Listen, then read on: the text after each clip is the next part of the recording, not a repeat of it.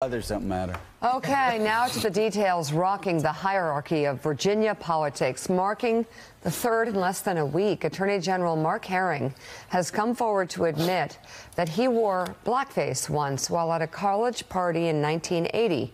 Herring is second in line to replace Governor Ralph Northam, who is embroiled under similar circumstances involving a racist photo, which Northam denies being in. Oh, before we get to his statement, which is much better than the bag of mulch's statement, who is currently sitting in the governor's office, Jonathan, and I'm not being glib or facetious here. Do you have any insights on Virginia? Because listen, I grew up in Northwest Florida, called the Redneck Riviera, Meridian, Mississippi.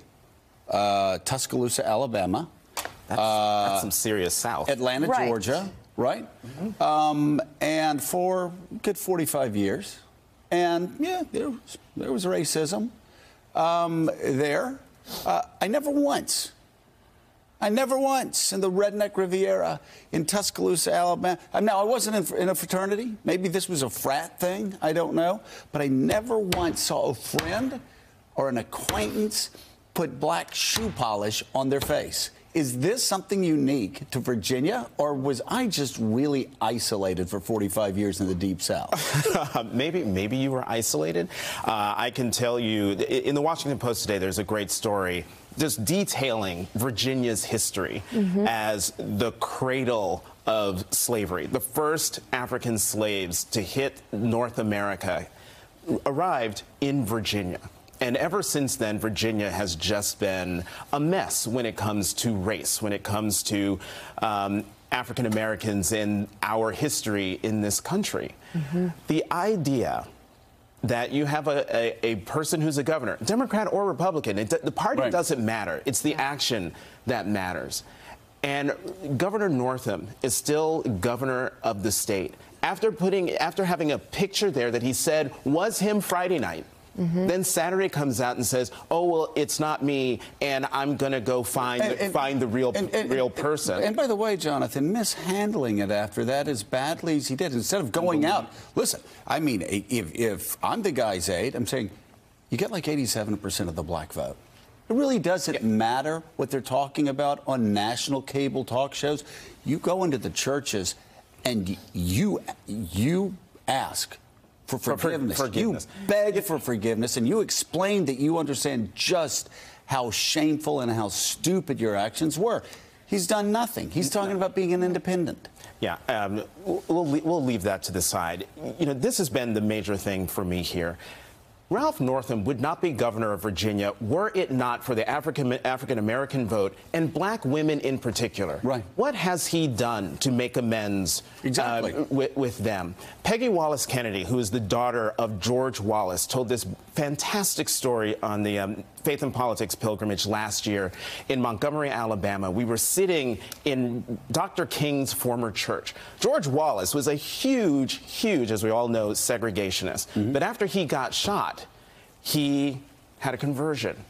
She told the story of how George Wallace came into that church in his wheelchair, went down to the center of the church and begged forgiveness from the African-American congregation there. And from that moment on, he did everything in his power to make amends. And his last race for governor, he won the majority of the African-American vote because they appreciated the fact that he knew he was wrong and he made amends. What is Governor Northam going to do to make amends? I can't. There's nothing he can do. So let's read this statement. Yep, and we've got Reverend Al at the table in New York as well. So this is Mark Herring's statement yesterday explaining that he and friends at the University of Virginia went to a party dressed like rappers that we listened to at the time, like Curtis Blow.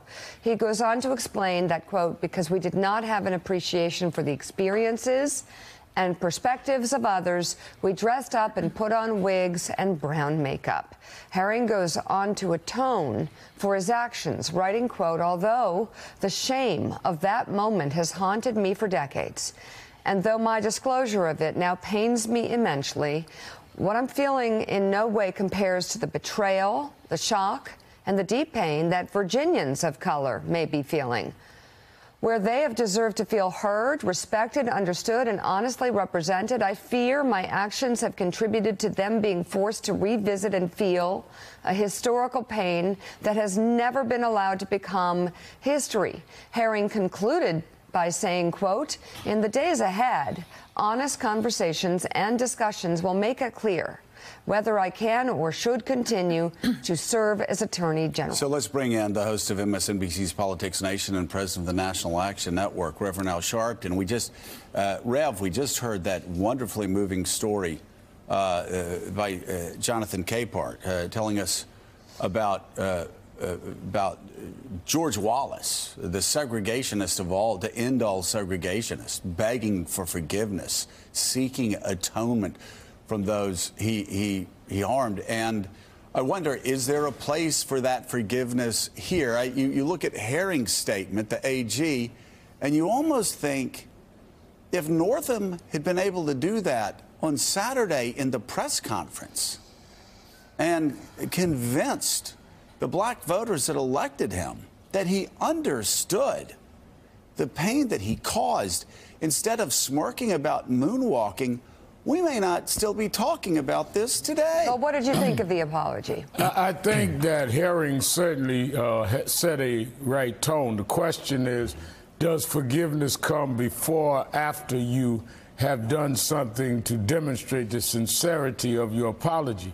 You know, I remember the story that Jonathan is talking about because I preached the sermon that morning. This was on one of the anniversaries of Selma when George Wallace's daughter stood up, and all of us were so moved.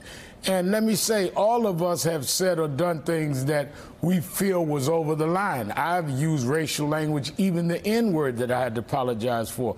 But you had to go back and correct it. And I remember there was a huge gathering in Harlem that were called by people that said anti-white things. And I said, I'll come and speak. And I got up and denounced people using anti-white rhetoric, anti-Semitic rhetoric, including with anything I might have said in the past. And who covered it was Jonathan Capehart, who was there for the Daily News and said Sharpton Everything's really a perfect did. circle. He said that Sharpton really did stand there and denounce people that may have heckled him for doing it. The question I think here, Joe, is that a blackface is not someone saying something over the line or something in the heat of the moment. It is an intentional display of dehumanizing and mocking a race. And that is not just something you said I shouldn't have said that. For this governor to not only say Friday night I did it, Saturday morning I didn't do it, in his saying he didn't do it, he said, now, I didn't do blackface. My friends told me I wasn't in that picture, but I did do blackface against Michael Jackson. So I didn't rob Wells Fargo Bank, but I robbed Bank of America. Either way, you are a bank robber, and you ought to be out as governor. I'm on my way to Virginia right now. I speak 11 o'clock at Virginia Union, and we're saying we must not turn again. All whites did not wear blackface in Virginia, and I hope whites and blacks join us together, but there must be a penalty. This governor should resign. Ertel in Florida, Joe, your home state, Secretary of State appointed by DeSantis, who many of us felt used race in his campaign against Andrew Gillum. He fired DeSantis, fired Ertel for finding out he had blackface. We cannot have a national standard where in Florida a Republican can fire the Secretary of State for blackface, but in Virginia you can do blackface and do a half moonwalk and walk away from it. This is a national crisis in terms of race relations. And when the paper called that Secretary of State to get a comment, he's like, there's nothing I can say. Right. There's just nothing, and I know it. Right. And today on the Washington Post editorial page, we call for Governor Northam's resignation. But here's the one thing in Governor Northam's Saturday press conference, among many things that stood out to me as highly, highly offensive, is he's talking about dressing up as Michael Jackson, and he said, I used just a little bit of shoe polish to put under or on my cheeks. And then he says, the reason why I used a very little bit is because I don't know if anybody has ever tried that, but you cannot get shoe polish off. That to me says That's not the first time you did blackface. That's not the only time you did blackface. And the fact that Governor Northam has basically become Punxsutawney Phil and has gone into hiding since then is shameful. Again, Willie, quite a contrast from the Attorney General, who... And is there a place for the Attorney General's apology? That's the question that I'm throwing out there. And is there a place, not just in this situation, but obviously, as the Reverend said, we've all, as he's preached, as a lot of Southern Baptist preachers I've listened to have preached through the years, we've all sinned and fallen short of the glory. Is there room for forgiveness for 19-year-olds, 20-year-olds, 21-year-olds that do really stupid things? And then you have somebody like the AG coming out saying, yeah, it really was a stupid thing for me to do, and I'm ashamed. He did, but the reason he's got a problem is because of something he said earlier in the week. When the story came out about Ralph Northam, here's what the Attorney General said, quote, "It is no longer possible for Governor Northam to lead our Commonwealth. It is time for him to step down." So by his own standard, he too must step down. He's put himself in this position. And Rev, just to pick up what Joe was talking about, you talked about your own growth and not feeling great about some of the things that you've done and said in the past. Is there room for growth here, just broadly? You can talk about this specific case in the Attorney General. That was 1980. He dressed up, he said, as Curtis Blow, put on blackface. He's not proud of it, obviously. Do we allow people to grow? Do we have to throw them out of the public square for things they've done in the past? I think that there must be room for growth. And I think that clearly none of us have done anything like a blackface equivalent, but we've all had to grow. But the question is, if you really want to grow, you must accept that you have to do some penalty for your deeds at that time, or later if in fact it is discovered later. What they're asking for is to have forgiveness without repentance or penalty, and that you can't do. You remember, Willie, many years ago when I was leading a march against racial killing in Bensonhurst, Brooklyn, a white man stabbed me. Yeah. And I went to court, you remember this, and I said to the judge, I forgive the man. This white man stabbed me for marching for civil rights, and I said, I forgive the man. And the judge said, Reverend, what you're saying is noble, but he still must do the time in jail. And he did 9 years in jail. I visited him in jail. I forgave him. But that does not mean he doesn't pay for his deeds. The governor must pay for his deeds by resigning for office. He could be a tremendous instrument for reconciliation. He could be like George Wallace's daughter. But you can't have it both ways, where you say, forgive me, but don't penalize me. I lied, or I hid my past to be governor, and I want to remain governor. That's the reason you didn't tell it, is you wanted black voters to get it. You must say, I'm willing to give that up. Now I'm willing to be an instrument for reconciliation. I was more thinking, too, Rev, about the Attorney General and what he said. Same thing, dressed in blackface in 1980, he said, but he wrote that letter. Is there room for him to grow? There's room. Should he step down as well? There's room for him to grow, but he must live by the standard he sets and that you read, and there must be a national standard. This goes beyond Virginia. That's why I brought up Florida. What is the national standard? And I'm not talking about words, because we can all come with words, but I'm talking about when you do an intentional mocking. Imagine if that was someone that had on a terrorist uniform of any other race, because that's what the Ku Klux Klan robe is. It's a terrorist uniform. It's not a word. It's not somebody speaking out of turn. That's what I was going to ask you. I mean, we've focused legitimately so on blackface pictures of the governor. Ku Klux Klan, a hooded, the Klan, that's right next to him.